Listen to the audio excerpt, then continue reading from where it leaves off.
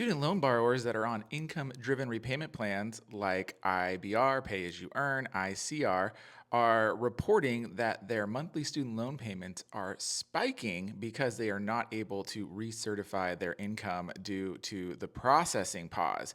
And now, Adam over at Forbes just wrote this piece, and we've been seeing these stories on Reddit. So, what is going on? Why are borrowers seeing their payments spiking? Well, because of the processing pause, borrowers that are on existing IDR plans are not able to recertify their income.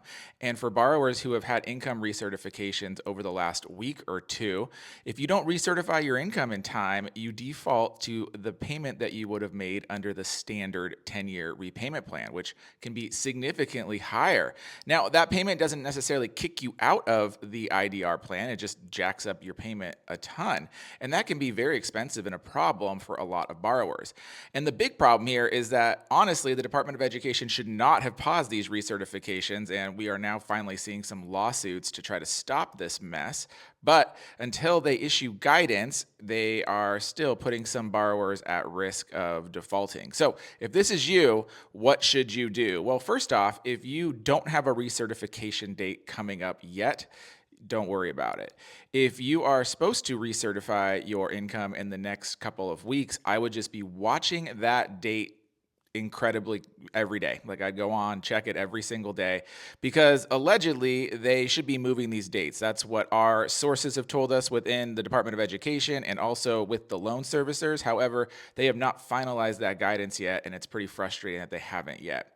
However, if your date is already passed and you're seeing your payments potentially rise, the best thing you can do right now is call your loan servicer and ask for a forbearance. They should be granting these forbearances because the processing problem is their fault, not yours, and so you can forbear these payments and not have to make them. That sucks for those that are going for public service loan forgiveness because that payment wouldn't count. However, it also gets you out of having to make that payment. So right now, we are going to have to be waiting on what the verdict is from either Department of Education or the outcomes of these lawsuits that will hopefully help resolve this in the shorter term. This is really terrible for those that have already seen their payments potentially rise, especially those that have had to recertify in the last 2 to 3 weeks.